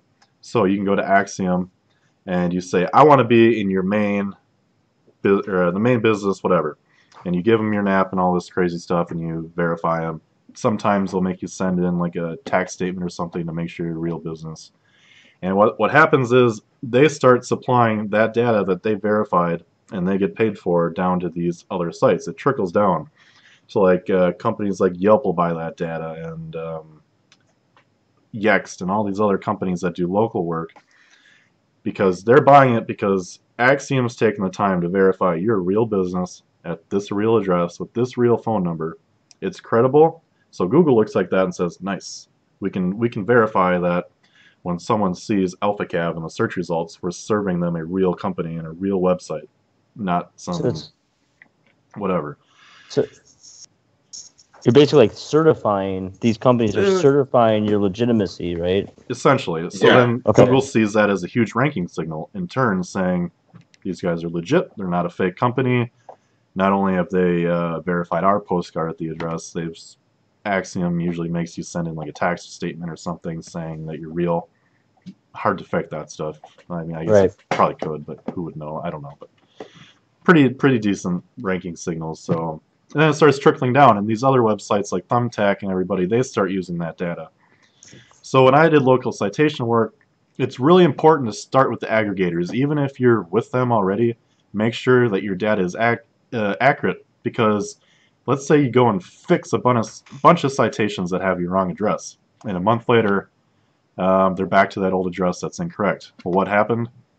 They got updates from the Axiom, the guys at the top, that shoved up your updates. You're back to square one. So I always and what another bad thing that happens with that is if you change your listing on a site that an aggregator feeds with information, it's going to create a new listing for your business. So you're going to end up with 2 different listings with 2 different NAP addresses, and that is killer. That's you're going to confuse Google. You might end up seeing a dip in your rankings because of that. Yeah, I mean, that goes back to the point around why the identical name, address, and phone number is so important. It's not just Google being petty, like they could figure it out and they're just ignoring you on purpose because you've got some mistakes. They use, obviously, AI to do entity recognition and to figure out what is an entity. So, like when they read and they rank sports news, to use a kind of analogy, they can figure out which, say there's a player Johnson in some sport. They can figure out which Johnson it is if the team he plays for is also mentioned. Right. And they're using the same kind of AI to figure out which taxi company you are. So when you have those identical listings, they can be 100% certain that all of those citations refer to the correct business, and therefore the reviews, the text, everything about it, they can attribute that authority to your business. The more uncertainty they have, obviously, the less certain the AI is that it should attribute all that authority to you, the less well you'll perform. So it's not a straight on-off thing. Like if you had half your citations wrong and half correct, it's not that Google will just completely ignore the half that are wrong. It might attribute a 70% certainty. The AI might think, we're pretty sure this is right, so we'll give them some weighting. So you'll be outperformed by competitors who have perfect set up across the board. I think that's probably it's probably a little more advanced than what a local. Who's he talking to? Thank you. Yeah, no, I was just trying to explain though to people why it is the way it is. It's not Google being petty. They haven't just made up some rule. It's machine learning and machine intelligence working out, is this that entity, that person? And it's the same, is it that business? Is this correct? So by having it all perfect, you make it easier for it to 100% know that it's got it right. And that gives you the best chance of getting the full benefit from it. So it's not just a petty, boring thing you have to do, like, oh, you've changed the way you format your phone number slightly on your website. You'll fix all these. It just makes it easier for Google, makes it easier for the search engines, which gives you better results. Sure. Yeah, because ultimately, if Google was always serving up shitty results that were not relevant or incorrect, no one would use them. And they wouldn't make any money. So it's in their best interest, obviously, to make sure they have the correct results. Yeah. Hey, Garrett, do you have a good way for auditing existing citations across the web? So a newbie would be able to handle. Yeah, a good one. Moz Local is not a great tool, but it's a good starting ground and it's free. They will show you the existing citations that you have. And I mean, they charge $50 for it, which isn't a bad price, but it's not. It wasn't great a few years ago. I haven't tried it since. I tried it a couple times to save time, but I use Loganix. So do you guys use that or no? I have not. Okay, so $7, $7 citation audit. Okay. You get They it can't back in beat that, 24 yeah. hours. What was that called? Loganix. I'll put it in. It's my buddy Adam's company, Thank you. and we actually have him on the show one of these days. But Okay. Yeah, you mentioned them a couple of shows ago. That sounded Yeah. super Yeah, cool. you're right. so I've been using them for all my SEO clients. It's $7 to get an audit, and then within 24 hours you get a spreadsheet back, and it literally lists every single citation website that your NAP exists on, and it'll show you where the inconsistencies are. So what you can do from that list is go and reach out to each one of those citation websites and request that they update your listing or update it yourself if you have the name and password. Claim the ones that you haven't claimed. Right, so exactly. Yeah, there's something. Yeah, I mean weird that's a about- mandatory buy if it's $7 and it's doing that. Yeah, It's yeah. a mandatory buy. Because my method back in the day was literally I would Google every name, every previous address, everything about your business that had ever existed, find all the listings, and then claim them all. Then I would take every competitor and find out everywhere they were listed on Google searches, put all of those in a spreadsheet as well, and make sure I was listed my client was listed everywhere those competitors. So my method was like crap. And I think you'd still want to do the competitor analysis even if you bought your guy's service, right, Ben? Because they would give you yours to fix. But then you haven't got any if you're a new business. Yeah, we're kind of So you want to grab your competitors and search for your competitors' address, your competitors' names, and then find places where they have citations and you don't, and then get yourself some citations there too, we're right? going pretty slow through this whole process. It's actually much faster than this. But the first thing I do is I'll audit my existing listings. I'll see what is incorrect, and I'll update those first. And then after that, I'll go claim all the other popular listings on other citation websites that all local businesses have. And then what Steve explained is I'll go and then I'll audit my competitors and see and kind of cross-reference to see what I'm missing. Because of course you want to be everywhere that your competitors are. You don't want them to have any kind of hidden pocket of target demographic access to that you don't. So you want to be there as well. And I think that this is going to be a long process. This is not something you do in a weekend. This is something that you chip away at over the course of 6 months or even a year. But once you have all these listings, you're really validating yourself in the eyes of Google, and that's really how you get to the top spot for taxi cab service in your zip code, or on the top of the BAPS listings. If you're searching Google Maps and stuff like that. These citations are really the power behind all I mean, that. one that's really cool and one that's really powerful if you're in an industry where there are national associations is even though it's kind of annoying to pay them the $100 a year membership and all this kind of stuff, is the national associations. So like if there is a national taxi cab association, if there's all these kind of trade groups, join as many as are reasonably priced, especially if your competitors are in them in local. I mean, we've seen local clients who the only differentiating factor which had them above other competitors at the beginning was that they seemed to have, they were in all the associations, they were well known there, and other people they didn't want to be in anything, so they didn't sign up for them. Yeah, but that's a good tip. It's an easy win for you. Business specific or industry specific directories, I think the term is. Yeah. So I just did work for a dental client of mine, and I got him into doctor directories, I got him into healthcare directories, and then also dental specific directories. So there's a wide there's a lot of choices to be had. I think Vin cuts the chase a little bit better than me there. It's not that we're talking about. So we do the citations, and it's local listing sites, the obvious ones like Yelp, but it's also your industry-specific places where you can get a citation. Okay, sure. Combining those two gives you the complete coverage that you need then for your citations.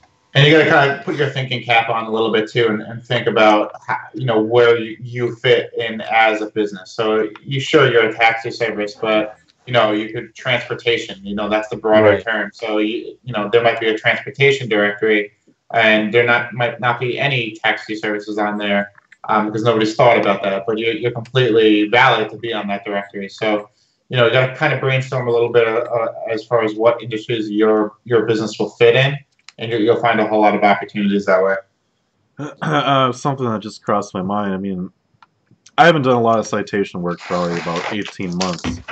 But at that time, I mean, Yext had slowly been getting into the game and buying out all these sites or partnering up where if you didn't buy the $500 Yext membership, you weren't getting a citation that you wanted.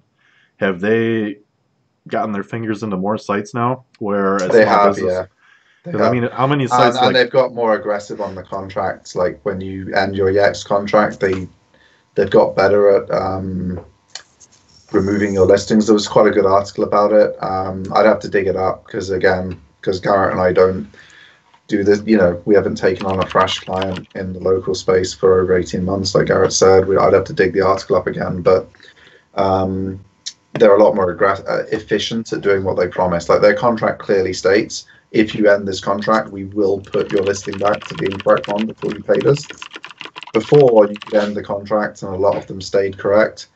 I think they've got a lot more efficient at if you stop paying them, you get cut off properly now. So there's big benefits to using a big aggregator like Yext, but there are risks if you're not prepared to keep paying for that data accuracy payment. Okay. And our buddy Sam in the chat just said that Yext does, in fact, pull everything as soon as you shut it off. Because I remember, Yeah, that's what I've read. Yeah. There used to be, like, let's say, I think Yellow Pages is definitely part of Yext now, right? You still used to be able to go to some of these sites and you could email them directly. You couldn't add your stuff on the site without going through Yext, but you could get a line of communication and say, I need this listing, this name, address, phone number, set it up for me with this email address, and I'll log in and do it. And you could still bypass them. So is that what you're getting at, Steve, where they've totally locked it down and yeah, there's more lockdown than there used to be, and there's more of an efficient removal at the end. But having said that, there's more competitors. Like Moz has access, since we last tried Moz has data access to update more listings than they used to, so that $50 or whatever it is that Moz charges now is better value than it was back when we tried it, because it's become I mean, I would start with Moz realistically if you're not going to manually hack everything and then see where you've got to and then figure out whether you need to pay someone. If you're just trying to save the maximum time, I think Moz Local is the one diamond in the Moz portfolio of products, and it's definitely where I would start if you're short on time and just looking to get. Does your buddy with Loganex, does he do the citation building as well? Yeah, so what I usually do is I do the audit first, $7. And then he does, after the audit, you see all of your properties that need updating. Okay. And then he charges $500, and over the course of 12 weeks, he will clean up all of those citations. And then after that, he's got, I think, like a monthly, X amount of citations every month, like type deal. But I think this is not something you got to pay for, John. And this is something you can do manually. For the most part, I wouldn't pay to be on any directory unless it was industry specific, or if the directory itself had a good internal, I guess, traffic base, or readership base, whatever you want to call it. And that makes me think of a really important point, talking about the paying. When you register for all of these directories, you will start receiving really, really, really aggressive phone calls asking you to pay for enhanced listings. Under no circumstances without... Yeah, don't just hang up. Just hang up, because they will insult you. They will do anything to get their $5 commission check. Right. Don't buy any enhanced listings. Just until you know where you are and you've got everything fixed. Then you can think about, do I want to take this free $100 coupon from Yelp or whatever? But don't. When you get that first phone call, it's going to be a hard sell. They're going to offer you better deals in future. Yeah. Like take Yelp. They give away a lot of coupons, but they're not going to give you a coupon on the first call. They're going to try and close you on a premium listing. So just get registered. Don't take any of the phone calls. Tell them no thanks, not right now. Maybe in 6 months, whatever. Send me an offer if you're doing a coupon. I'll put the phone call. Right. Yeah, you'll get a lot of calls. It's going to be insane. So as far as we're kind of beating a dead horse here with citations, but it's just the main thing though. It's the hardest work. Yeah, it's the hardest thing. You got to be prepared to put a lot of time into it.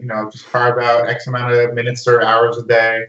and just chip away at it. Start with the industry-specific sites first, the big social sites, the big sites that have a lot of internal traffic that you can leverage. And then you can go off into all the smaller ones and kind of just clean up there.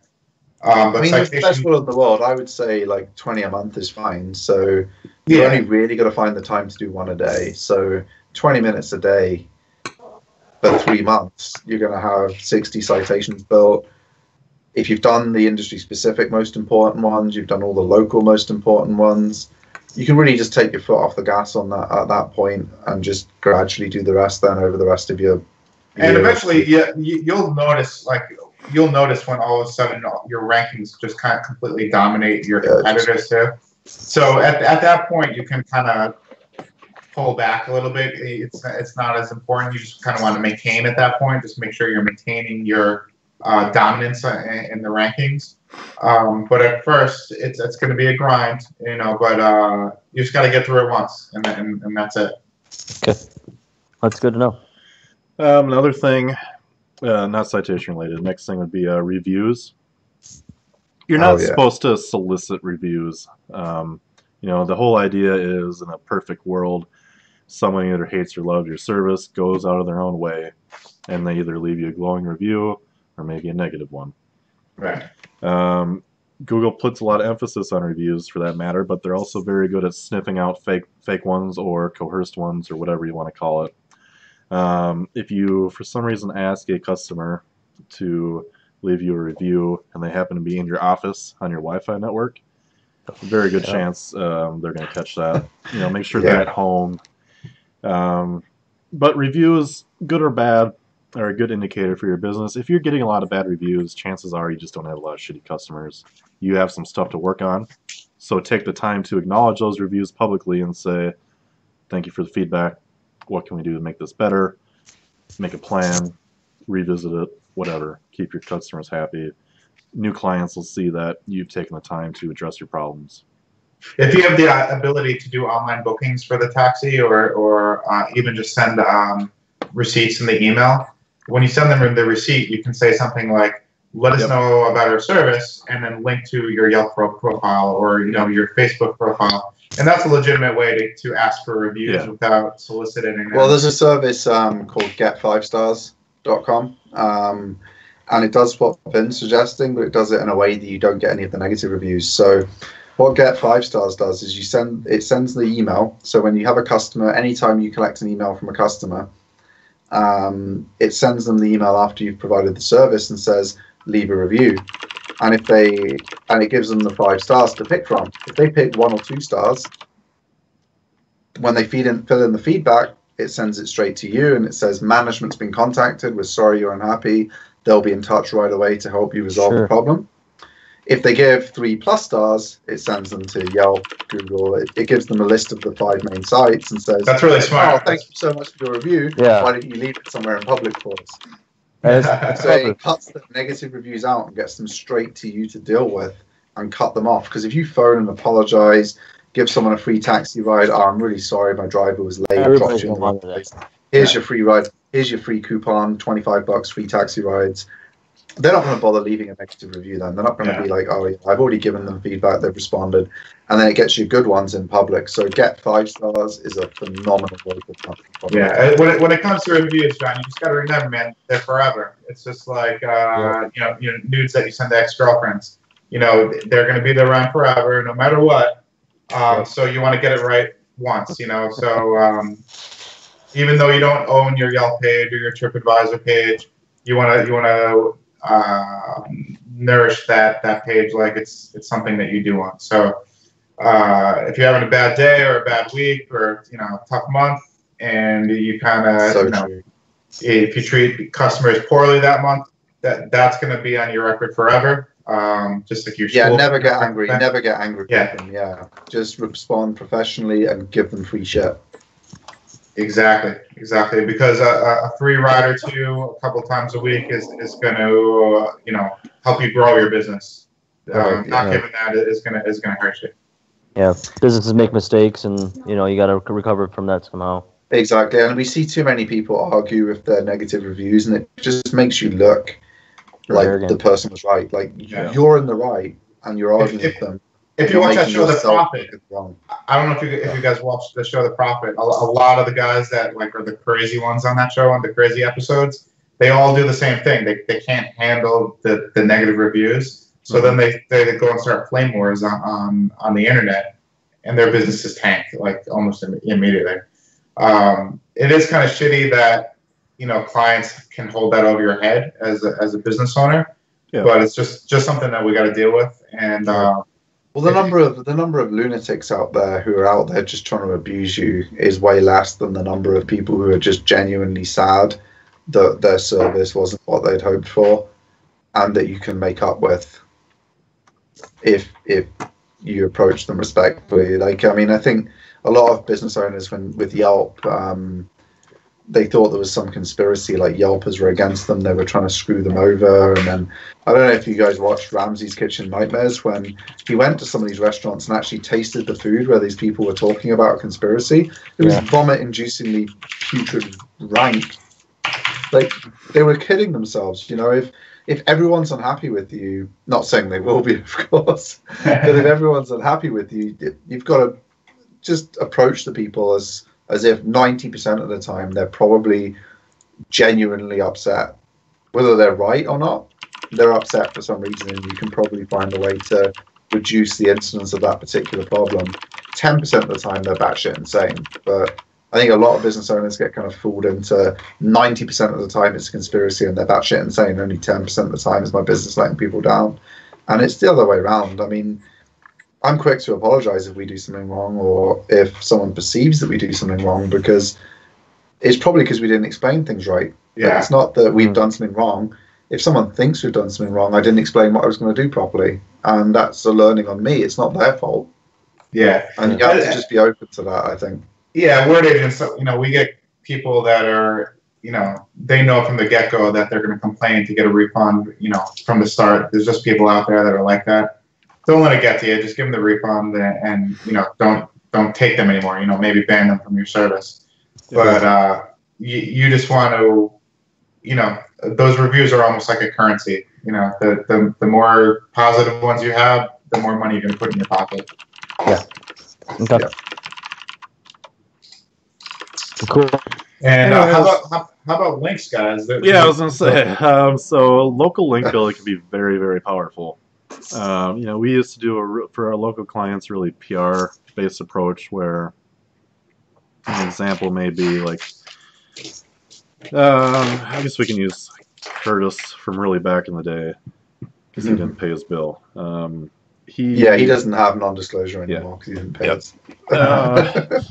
He was in the Navy. He was an electronics engineer, repair guy, working on sonar and all that kind of shit. He finally got out of the Navy, decided he was going to start a cell phone repair company. And one of Steve's big ideas was, let's run a feature in all the local newspapers about Curtis, home from the war, off the ship, here to serve his country in a whole new way, fixing phones and all that stuff.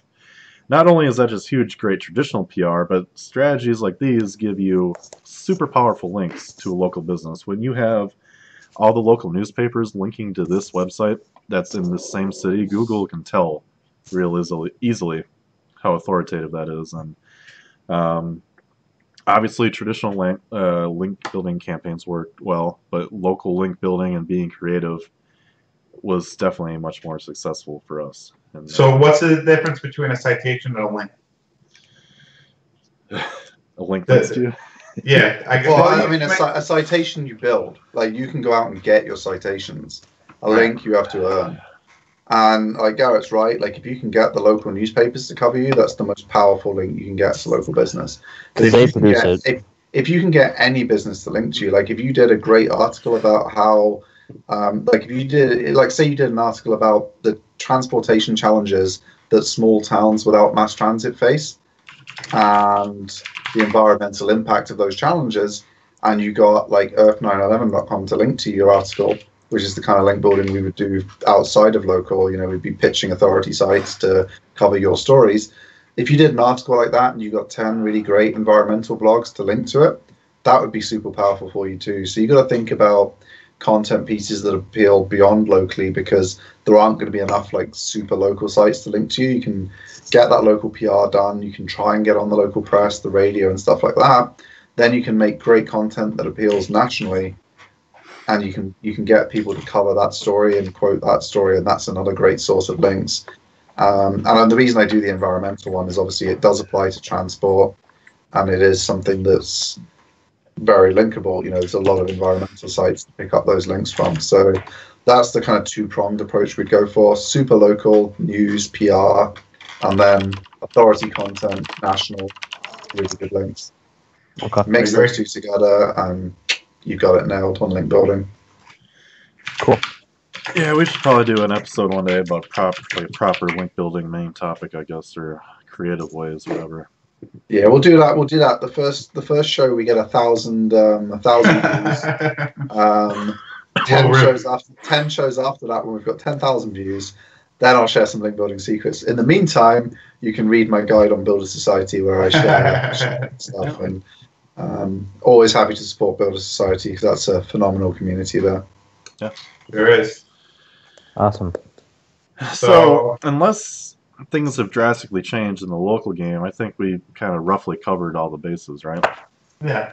A website that's better than your competitors, a great social hub, correct citations and as many as possible, and local link building. And if you're doing all that in a balanced manner, you're going to see traffic grow and grow and grow and grow, as well as your rankings on Google.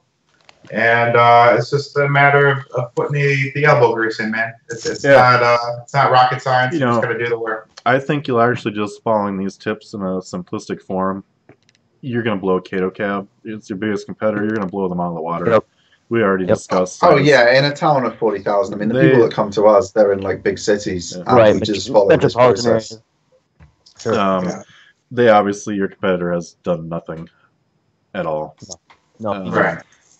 And you know what, John? The last thing I would just say is user experience too on the website.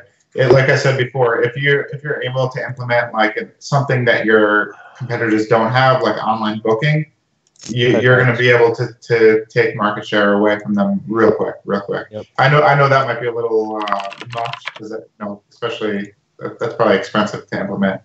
But we'll be the only taxi cab service in this area with credit card machines.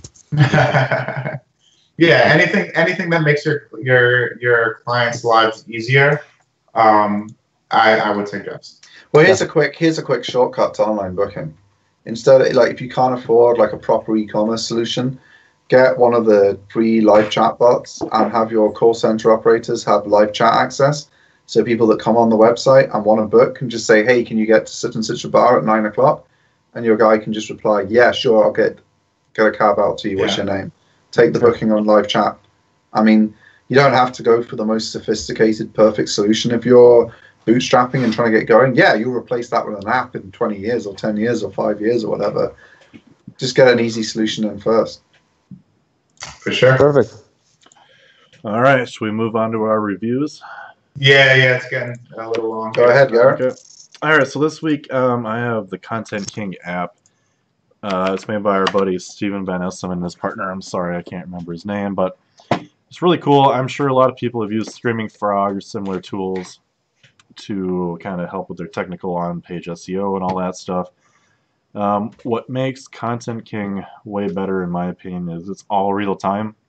They crawl your website like every day, and they're automatically looking through the changes for you, and they'll alert you to it. So you don't have to worry about, okay, it's Thursday, I need to run every client site through Screaming Frog and make sure I didn't screw anything up or whatever.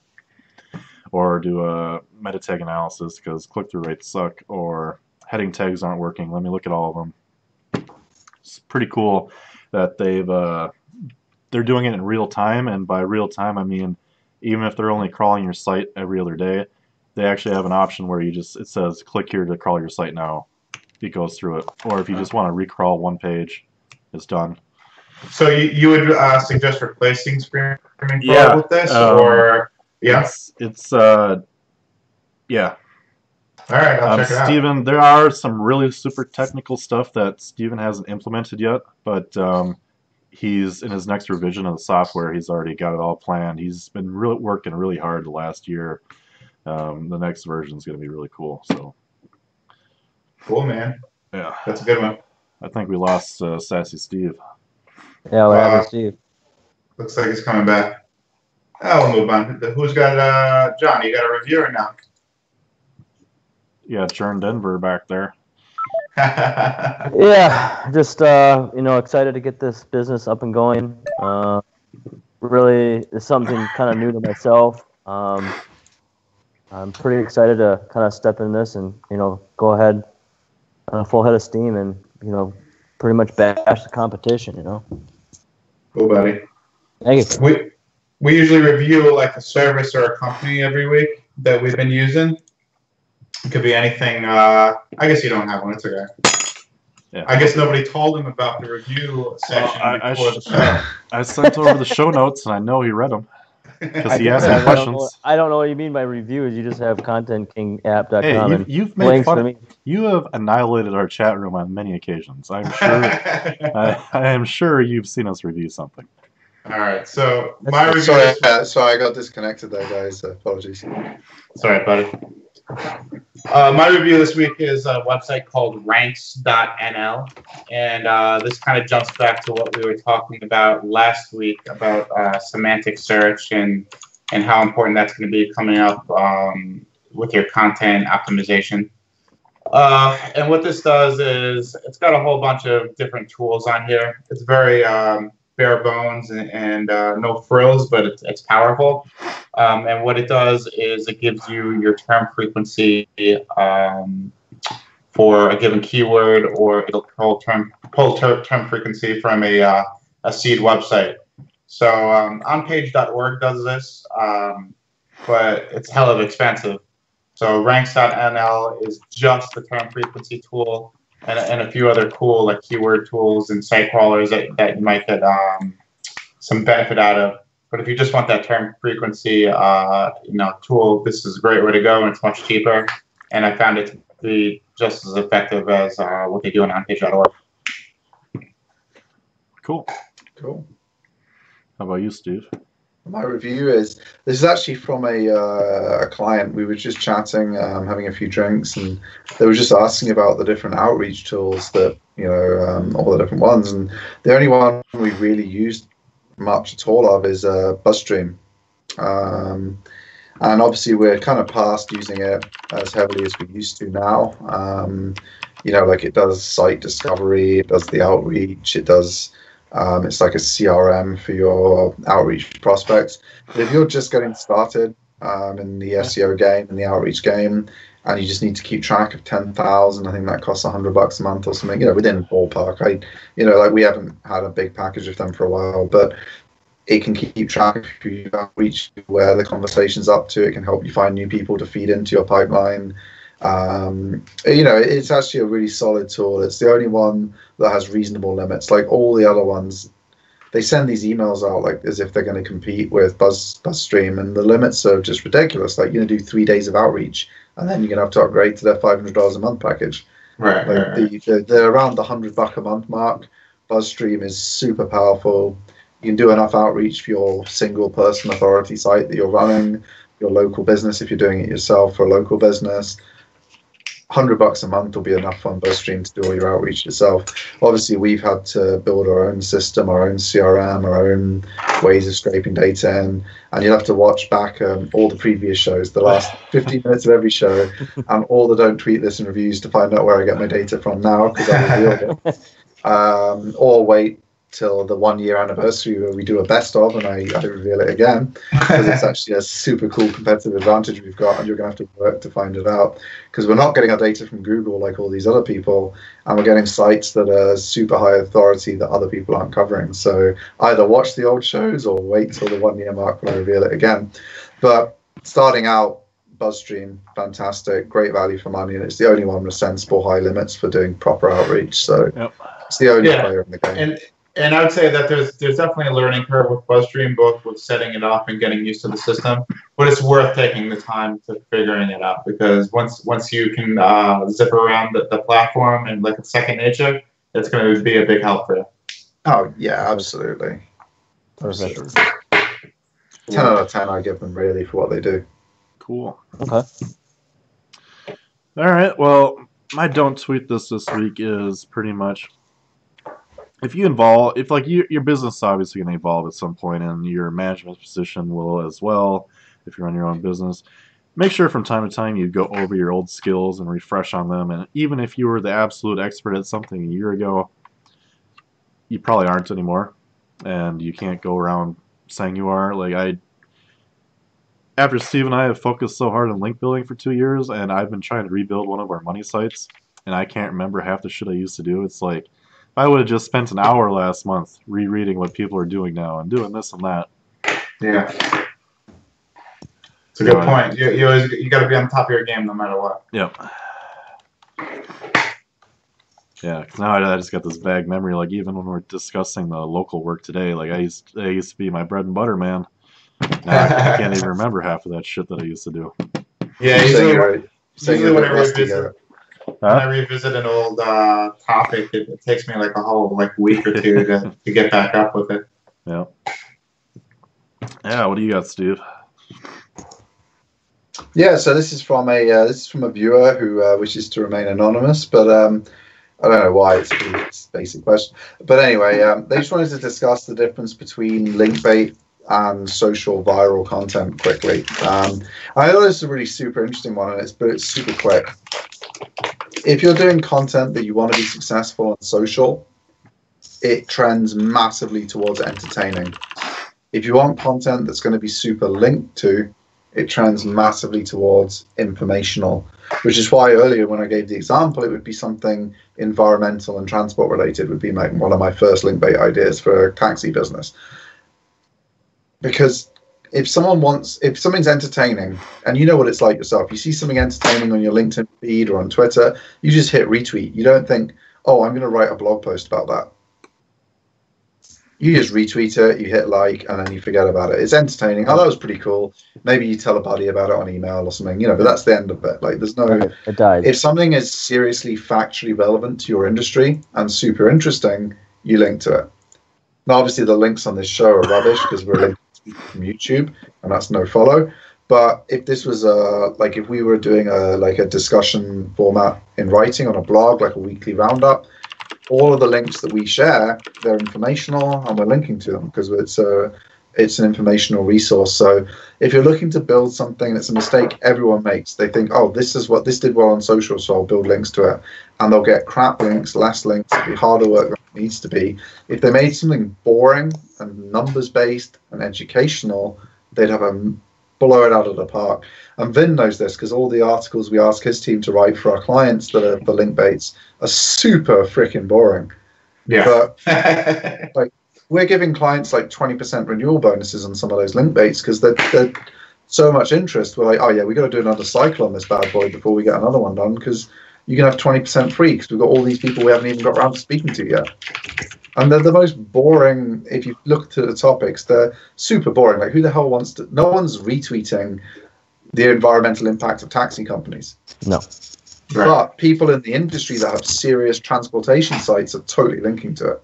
Mm-hmm. Link baits are essentially white papers that you don't have to download, really, and it's high value information as opposed to viral article might just be something fleeting. Exactly. Yeah. They're much more permanent. It's more evergreen content, I guess, to an extent. Evergreen, I love that word. Yeah, I mean, you can go viral with a link bait, but your talent level needs to be this high. Like, if you really want Axl Rose to retweet your music link bait, like Distill got to happen, you need a team of everyone. They're spending $50,000 on the link bait or whatever. It's and extremely talented viral marketers and PRs. Your talent level's up here if you want to have that happen. If you just want to guarantee success, go factual. Okay. Much easier. That's my don't tweet this. Cool, man. So everyone's been doing boring link baits now, thanks to the show. So mine this week you'll do better though. My don't tweet this week I kind of touched on before, but might as well go over it again. It has to do with local citations. And, the general consensus that I see when everybody talks about citations is just building more and more and more.